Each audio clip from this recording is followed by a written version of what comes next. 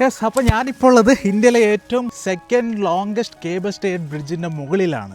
ഏകദേശം 2019 ഇതിൻ്റെ പണി ആരംഭിച്ചിട്ടുള്ളത്. ഏകദേശം 2025 ജൂലൈ മാസത്തിലാണ് യൂണിയൻ മിനിസ്റ്ററായിട്ടുള്ള നിതിൻ ഗഡ്കരി ഈ ഒരു കേബിൾ സ്റ്റേഡ് ബ്രിഡ്ജ് ഇനോഗ്രേഷൻ ചെയ്തിട്ടുള്ളത്.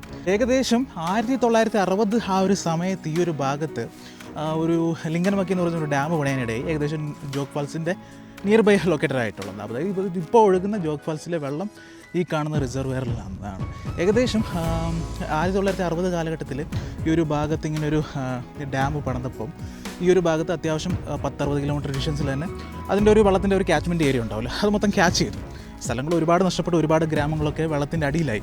ഈ ഒരു ബാക്ക് വാട്ടർ ഇവിടെ കയറി വന്ന ശേഷം ഇങ്ങോട്ടുള്ള കണക്ടിവിറ്റി നഷ്ടപ്പെട്ടു. അപ്പോൾ ആ ഒരു സമയത്ത് 1960 ശേഷം ഈ ഒരു ഭാഗത്ത് ഫെറി സർവീസ് ഏകദേശം ഏത് വർഷത്തിലാണ് സ്ഥാപിച്ചതെന്നറിയില്ല, പക്ഷേ ഫെറി സർവീസിനാണ് ഇവിടെ ഇങ്ങോട്ടുള്ള ജനങ്ങൾ ആശ്രയിച്ചുകൊണ്ടായിരുന്നത്.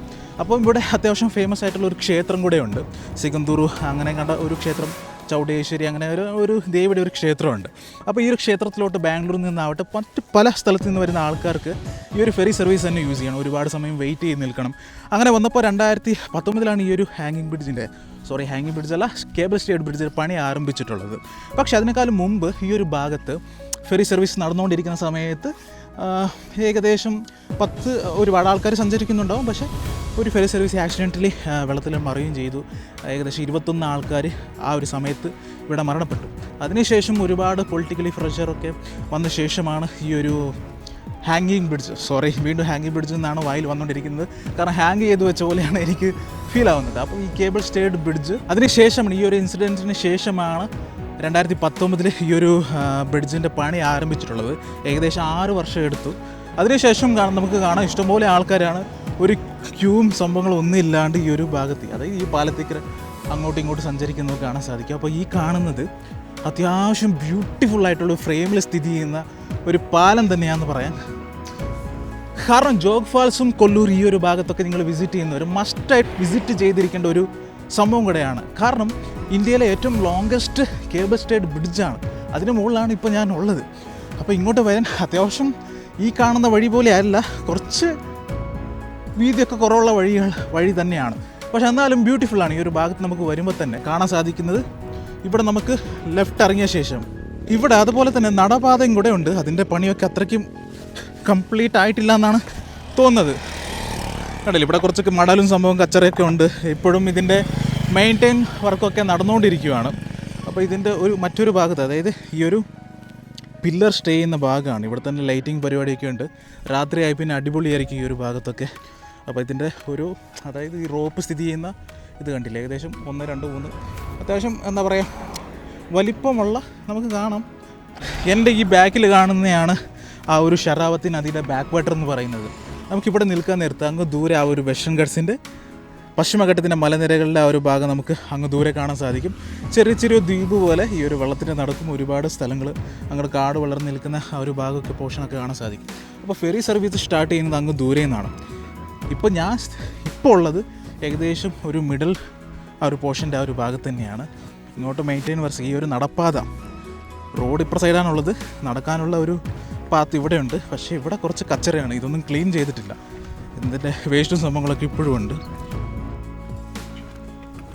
ഇതിൻ്റെ ഒരു പില്ലറിൻ്റെ വലിപ്പം കണ്ടില്ലേ, അത്യാവശ്യം നല്ല ഹൈറ്റിലാണ് സ്ഥിതി ചെയ്യുന്നത്.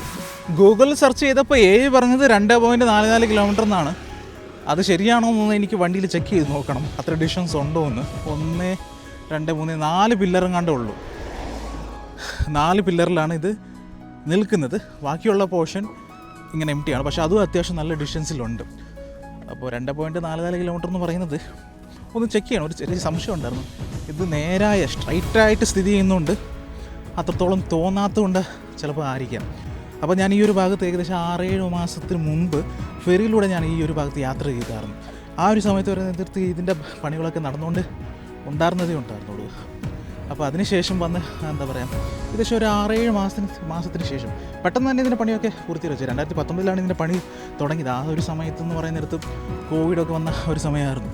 അപ്പം പണി ചെറിയ രീതിയിലൊക്കെ നിർത്തി വെക്കേണ്ടി വന്നായിരുന്നു എന്ന് എനിക്ക് തോന്നുന്നുണ്ട്. അപ്പോൾ ഇതിലൂടെ ഇപ്പോഴും ഫെറി സർവീസ് എന്താ പറയുക ഫുള്ളി സ്റ്റോപ്പ് ചെയ്തിട്ടില്ല. ടൂറിസ്റ്റുകൾക്ക് വേണ്ടി അത് ഓപ്പൺ ആക്കാനുള്ള സാധ്യത ഉണ്ടെന്നാണ് ഞാൻ പറഞ്ഞു കേട്ടിട്ടുള്ളത്. കാരണം ആ ഒരു എക്സ്പീരിയൻസ് ഫെറിയിലൂടെ ഈ ഒരു ഭാഗത്ത് യാത്ര ചെയ്യുന്നിടത്ത് അത് വല്ലാത്തൊരു എക്സ്പീരിയൻസ് ആയിരിക്കുമല്ലോ എന്തായാലും. അപ്പോൾ നടന്ന് ഞാൻ ഒരുപാട് ദൂരം വന്ന് പിന്നെ ഈ ഒരു ഭാഗത്ത് അറിയാം നമുക്ക് നേരെ പോയി ഇതൊരു KSRTC വണ്ടിയാണ് പോയത്. ഇവിടെ നിന്ന് നേരെ പോയി നമുക്ക് ജോഗ് ഫാൾസ് എത്താം.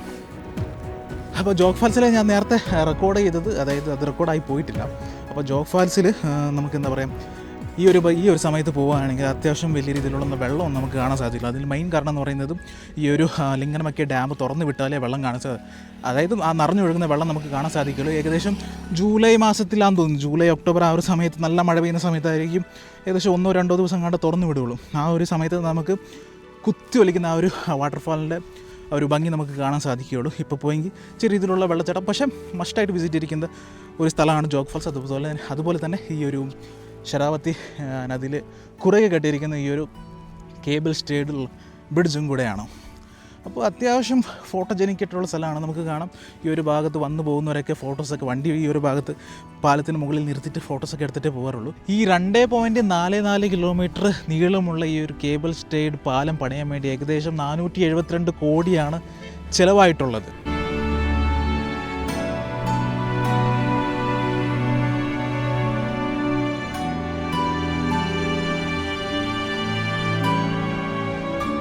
അപ്പോൾ ഞാൻ മുമ്പ് ഫെറി സർവീസ് നടത്തിക്കൊണ്ടുണ്ടായിരുന്ന ഒരു ഭാഗത്താണ് എത്തിയത്. ഇവിടം വരെ വരും, ഫെറീസ് ഇവിടെ നിൽക്കും, കയറ്റിക്കൊണ്ട് നേരെ പോകും. ഞാൻ മുമ്പ് 6-7 മാസം മുമ്പ് വരെ നേരത്ത് ഇതിൻ്റെ പണിയൊക്കെ നടന്നുകൊണ്ടുണ്ടായിരുന്നതേ ഉണ്ടായിരുന്നുള്ളൂ, അങ്ങനെയല്ലേ. അപ്പം ആ ഒരു 2 ഫെറീസാണ് അവിടെ നിൽക്കുന്നത് കാണാൻ സാധിക്കുന്നത്. അപ്പോൾ 10-4 ഉണ്ടെന്ന് തോന്നുന്നു, അപ്പുറ ഭാഗത്തും പാലത്തിൻ്റെ അപ്പുറത്തെ ഭാഗത്തും ഉണ്ടെന്ന് തോന്നുന്നു. അപ്പോൾ കണ്ടില്ലേ, ഈ ഒരു പാലമാണ് ഏകദേശം 2.44 കിലോമീറ്റർ നീളമുള്ള ഈ ഒരു ഇന്ത്യയിലെ ഏറ്റവും ഉയരം കൂടിയ ഇന്ത്യയിലെ ഏറ്റവും ലോങ്കസ്റ്റ് കേബിൾ സ്റ്റേഡ് ബ്രിഡ്ജാണ് കാണുന്നത്. അപ്പോൾ നമുക്ക് ഇവിടെ നിന്ന് നോക്കാൻ നേരത്ത് അത്രയ്ക്ക് ദൂരം ഉണ്ടെന്ന് നമുക്ക് തോന്നുന്നില്ല, പക്ഷേ അത്യാവശ്യം നല്ല ഡിസ്റ്റൻസ് ഉണ്ട് കേട്ടോ. വെള്ളം ഈ ഭാഗത്ത് അത്യാവശ്യം നല്ല കുഴിയുണ്ട്, കാരണം ഈ ഒരു ഫെറീസൊക്കെ വന്ന് നിൽക്കുന്നതല്ലേ. ഇവിടെ മാത്രം നമുക്ക് കുഴിയില്ലാത്ത വിട്ട് തോന്നുന്നതാണ്. ഇതിൻ്റെ ബാക്ക് വാട്ടറാണ് കാണാൻ സാധിക്കുന്നത്. അപ്പം ഇപ്പോഴും പല ഭാഗത്ത്, അതായത് ഈ 10-60 കിലോമീറ്റർ ഡിസ്റ്റൻസിലാണല്ലോ ഇത് നീളത്തിൽ ഈ ഒരു ബാക്ക് വാട്ടർ സ്ഥിതി ചെയ്യുന്നത്. അപ്പോൾ പിന്നെ അവിടെ ഇവിടെയൊക്കെ ആയിട്ട് ചെറിയ ഫെറീസ്, അതായത് ചെറിയ 1-2 കാറ് കൊള്ളാവുന്നത്, 5-6 ബൈക്ക് കൊള്ളാവുന്നുള്ളത് ഇപ്പോഴും സർവീസിലുണ്ടെന്നാണ് എനിക്ക് തോന്നുന്നത്. അത് മറ്റൊരു ഭാഗത്താണുള്ളത്. അപ്പോൾ ഇത് ടൂറിസ്റ്റുകൾക്ക് വേണ്ടി ഈ ഒരു സംഭവം വീണ്ടും പ്രവർത്തിക്കുമെന്നാണ് പറഞ്ഞു കേട്ടിട്ടുള്ളത്. പക്ഷേ അത് കിടപ്പ് കണ്ടിട്ട് അതങ്ങനെ തുരുമ്പിടിച്ച് പോകത്തേ ഉള്ളൂ എന്നാണ് എനിക്ക് തോന്നുന്നത്. അപ്പോൾ എന്താ സംഭവിക്കുന്നതെന്ന് അറിയത്തില്ല. അപ്പം എന്തായാലും മസ്റ്റായിട്ട് വന്നിരിക്കേണ്ട ഒരു സ്ഥലം കൂടെയാണ് ഈ ഒരു സിഗന്തൂറിൽ ഈ ഒരു കേബിൾ സ്റ്റേഡ് ബ്രിഡ്ജ് എന്ന് പറയുന്നത്. ഈ ഒരു പാലത്തിൻ്റെ തുടക്കമുള്ളത് ഇവിടെ നിന്നാണ്, കണ്ടില്ലേ. അപ്പോൾ ഇവിടെ തന്നെ നമുക്ക് ട്രിപ്പ് സെറ്റ് ചെയ്ത് വെച്ചേക്കാം. രണ്ടാമത്തെ 67 കിലോമീറ്റർ ഉള്ളത് നമുക്ക് 0 ചെയ്യാം. അപ്പോൾ നമ്മളത് 0 ചെയ്തിരിക്കുന്നത് മൊത്തം ഈ ഒരു ഭാഗം വിണ്ട് കയറിയിരിക്കുന്നത് കാണാം. ഇപ്പോൾ ടാറിങ് ചെയ്തേ ഉള്ളൂ കേട്ടോ ഈ ഭാഗം, അതുകൊണ്ട് നല്ല രീതിയിൽ ടയറിലൊക്കെ ഇത് ഒട്ടിപ്പിടിക്കുന്നുണ്ട്. ഇവിടെ നിന്ന് സ്റ്റാർട്ട് ചെയ്യാം. നമുക്ക് എത്ര കിലോ ഡിസ്റ്റൻസ് ഉണ്ടോ നമുക്ക് നോക്കാമല്ലോ. ഇതിൻ്റെ പണി കഴിഞ്ഞ സംഭവങ്ങളൊക്കെ ഇപ്പോഴും ലെഫ്റ്റും റൈറ്റൊക്കെ ഇപ്പോഴും അവിടെ തന്നെ വെച്ചിരിക്കുന്നു, ഒന്നും മാറ്റിയിട്ടില്ല. ഇതിൻ്റെ ലെഫ്റ്റും റൈറ്റൊക്കെ അന്യായ വ്യൂ ആട്ടോ, ഒരു രക്ഷയില്ലാത്ത കാഴ്ചകളാണ്. അങ്ങ് ദൂരെയാണെങ്കിൽ മലനിരകളൊക്കെ നിൽക്കുന്ന ആ ഒരു ഭാഗം, ലെഫ്റ്റിലോട്ട് ചെറിയ ദ്വീപുകളുടെ കൂട്ട് അത്യാവശ്യം കുന്നുപോലെ നിൽക്കുന്ന ഓരോരോ ഭാഗങ്ങളൊക്കെ ആയിട്ട്. ഇവിടെ ഈ ലൈറ്റപ്പ് ചെയ്തിരിക്കുന്ന സംഭവമാണ്, ഒരു സ്ട്രൈറ്റ് ലൈറ്റ് പോലെ ചെയ്തിരിക്കുന്നത്.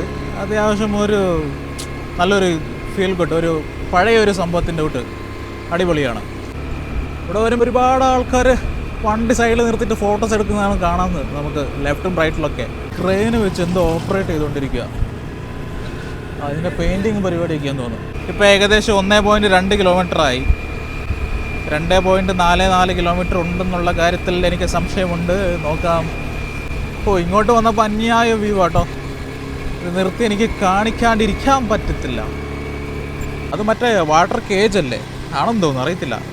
വെള്ളത്തിൻ്റെ അളവ് അളക്കുന്ന സംഭവമാണെന്ന് തോന്നുന്നു ആ വെള്ളത്തിന് നടുക്കുള്ളത്. ഞാൻ ഏകദേശം 2 കിലോമീറ്റർ വന്നപ്പം വണ്ടി നിർത്തി. ഇവിടെ വരാൻ നേരത്ത് നമുക്ക് ആ ഫെറി സർവീസിൻ്റെ ലാസ്റ്റ് പോയിൻ്റാണ് ഇവിടെ കാണാൻ സാധിക്കുന്നത്, കണ്ടില്ലേ. അവിടെ വണ്ടി കയറ്റുന്നതാണോ എന്തോന്ന് അറിയത്തില്ല. ഇവിടെയായിരുന്നു വന്ന് എക്സിറ്റ് ചെയ്യുന്നത്, അവിടെ നിന്ന് എൻട്രി ആയ ശേഷം ഈ ഒരു ഭാഗത്ത് കണ്ടില്ലേ. അവിടെ ഇപ്പോൾ ഒരുപാട് സംഭവങ്ങളൊക്കെ സ്ക്രാപ്പ് പോലെ കിടക്കുന്ന നമുക്ക് കാണാൻ സാധിക്കും. ഇവിടെ നിൽക്കുമ്പോൾ കാണുന്ന ആ ഒരു വ്യൂ കണ്ടില്ലേ, ആ ഒരു മലനിരകളൊക്കെ അങ്ങ് ദൂരെ കണ്ടില്ലേ, ഇങ്ങനെ ബാക്ക് വാട്ടർ നീണ്ട് നിവർന്ന് കിടക്കുവാണ്. ആൾക്കാർക്ക് നടക്കാനുള്ള നടപ്പാതയുണ്ട്. വാക്കിങ്ങിന് വന്നാൽ മതി ഇവിടെ നിന്ന് അങ്ങ് അറ്റം വരെ. ഏകദേശം ഒരു 2.5 കിലോമീറ്റർ, 5 കിലോമീറ്റർ. നല്ല പൊളി വൈബ്, നല്ല കാറ്റ് ആസ്വദിക്കാൻ പറ്റിയ സ്ഥലം. അങ്ങോട്ട് മൊത്തം വ്യൂ ആട്ടോ. അപ്പോൾ ഈ ഒരു പാലത്തിൽ തന്നെ കാണിക്കാൻ വേണ്ടി ഒരുപാട് സംഭവങ്ങളുണ്ട്. അതാ ഞാൻ ഈ പാലത്തിനെ ചുറ്റിപ്പറ്റിയാണ് നിൽക്കുന്നത്. അമ്മാതിരി വ്യൂ ആണ് ഈ ഒരു ഭാഗത്ത് വരാൻ നേരത്ത്. എൻ്റെ ഈ ഒരു ഹൈറ്റിലാണ് ഇതിൻ്റെ പൊക്കം ഉള്ളത്. അതുകൊണ്ട് പേടിക്കേണ്ട, കുട്ടികളൊക്കെ വന്നെങ്കിൽ വീഴും എന്നുള്ള കാര്യത്തിൽ. പിന്നെ ഇവിടെ ഇഷ്ടംപോലെ മീനും സംഭവങ്ങളൊക്കെ ഉണ്ടാവും. ഞാൻ ഈ ഗ്ലാസ് ഇട്ടേക്കനെ നല്ല രീതിയിൽ വെയിലടിക്കുന്നുണ്ട്, കണ്ണൊക്കെ ചുങ്ങിപ്പോവും, അതുകൊണ്ടാവും. നല്ല രീതിയിൽ കാറ്റടിക്കുന്നുണ്ട്. ഞാൻ ഈ ഒരു മൈക്കിൽ വിൻഡ് പ്രൊട്ടക്ഷൻ്റെ ഈ ഒരു വിൻഡ് ബ്ലാസ്റ്റർ ഇട്ടുകൊണ്ടാണ് അത്രയ്ക്ക് മനസ്സിലാവാത്തത്. നമുക്ക് എന്തായാലും ആ ഒരു ഭാഗത്ത് പോയി നോക്കാം. അവിടെ പോയാൽ ഈ ഒരു പാലത്തിൻ്റെ മറ്റൊരു ഭാഗത്തു നിന്നുള്ള വ്യൂ കിട്ടാനുള്ള സാധ്യതയുണ്ട്. ഞാനിവിടെ വണ്ടി നിർത്തി കൃത്യം 2 കിലോമീറ്റർ ആയിരുന്നു കേട്ടോ. വീണ്ടും കണ്ടിന്യൂ ചെയ്യുവാണ്. ഇങ്ങോട്ടൊക്കെ നല്ല പൊളി വ്യൂ ആണ്. എന്തായാലും ഡ്രോൺ ഷോട്ട് ഉണ്ടെങ്കിലാണ് ഇതിന് ശരിക്കുള്ള ഭംഗി നമുക്ക്. ഏകദേശം 2.2 കിലോമീറ്റർ ഞാൻ വന്നു. ഇതും പാലത്തിൻ്റെ കണ്ടിന്യൂസ് ആയിട്ടുള്ള ഇത് പോർഷൻ തന്നെയാണ്. 2.3 കിലോമീറ്റർ ഇപ്പോൾ എനിക്ക് കാണാൻ സാധിക്കുന്നുള്ളൂ.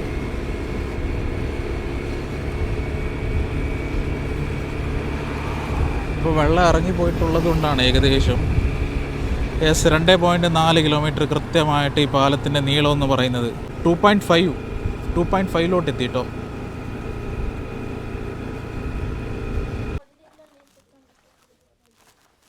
കുറച്ച് ഇങ്ങോട്ട് വന്നപ്പം ഈ ഒരു ഫറയുടെ മുകളിലൊരു താറ് കയറി നിൽപ്പോൾ നിങ്ങൾക്ക് കാണാൻ സാധിക്കും. ഇവിടെ മൊത്തം ഈ ഒരു പാലത്തിൻ്റെ ഭാഗമായിട്ട് ഉപയോഗിച്ചിട്ടുണ്ടായിരുന്ന, പാലത്തിൻ്റെ പണിയുടെ ഭാഗമായിട്ട് ഉപയോഗിച്ചിട്ടുണ്ടായിരുന്ന ഒരുപാട് സംഭവങ്ങളൊക്കെ ഇവിടെ കിടപ്പുണ്ട്. മൊത്തം ഇവിടെ ചേറാട്ടോ. നമ്മൾ ഇറങ്ങിയാൽ ഉറപ്പായിട്ടും കാലൊക്കെ താന്നു പോകാനുള്ള സാധ്യത കൂടുതലാണ്.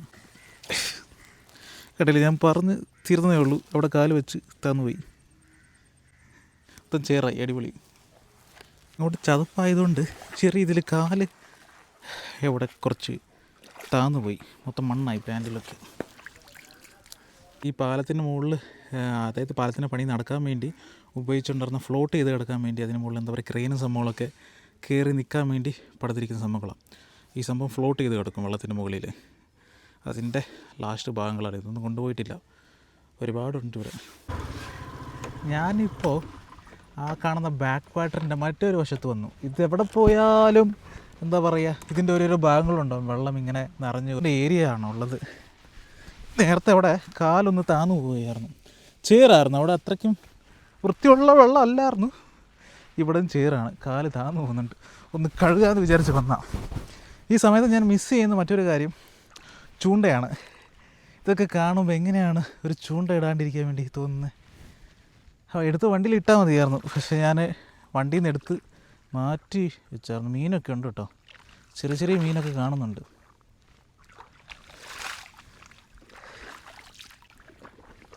ഒരു ദിവസം ടെൻ്റൊക്കെ കൊണ്ടുവന്ന് ഇവിടെ തന്നെ അങ്ങ് ക്യാമ്പ് ചെയ്യണം ഒരു സ്ഥലത്ത് എവിടെയെങ്കിലും. അത്യാവശ്യം ഒരു വഞ്ചിയൊക്കെ ഉണ്ടെങ്കിൽ മീനൊക്കെ പിടിച്ച് വലയാക്കിയിട്ട് അടിപൊളിയായിരുന്നു തന്നെ. ഇവിടെ വലിയ സീനില്ല കേട്ടോ, ഇവിടെ കുറച്ച് ഉറപ്പുണ്ട്. കുറച്ചും കൂടെ കഴിഞ്ഞാൽ പിന്നെ മൊത്തം ഇറങ്ങിപ്പോവും വെള്ളം ഇവിടെ നിന്നൊക്കെ.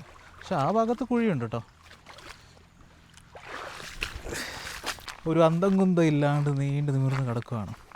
ഇതേ കൂട്ടുള്ള ദ്വീപുണ്ടല്ലോ, അവിടേക്കൊക്കെ പോകണം, പൊളിയായിരിക്കും. ഫോറസ്റ്റർ കണ്ട അതിനേക്കാളും പൊളിയായിരിക്കും. ഞാൻ ഒറ്റയ്ക്കുള്ളൂ ഈ ഒരു ഭാഗത്ത്, കണ്ടില്ലേ എന്നാ വൈബാ. നല്ല തണുത്ത കാറ്റാട്ടോ വീശുന്നത്.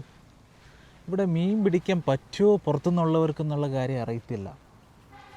അതാണ് നമ്മൾ ഈ ഒരു ഭാഗത്ത് ഈ ഒരു റിസർവെയർ ക്യാച്ച് ചെയ്തിരിക്കുന്ന, ആ വെള്ളം ക്യാച്ച് ചെയ്തിരിക്കുന്ന ആ ഒരു ക്യാച്ച്മെൻറ്റ് ഏരിയയൊക്കെ സാറ്റലൈറ്റ് വ്യൂ നിന്ന് നോക്കാൻ നേരത്ത്, ഗൂഗിൾ മാപ്പിലെ സാറ്റലൈറ്റ് വ്യൂ നോക്കുന്ന നേരത്ത് നമുക്ക് മനസ്സിലാക്കാൻ സാധിക്കും എത്രത്തോളം ദ്വീപുകളുണ്ട്, വെള്ളം എത്രത്തോളം സ്പ്രെഡായാണ് ഇത് കിടക്കുന്നതെന്ന്.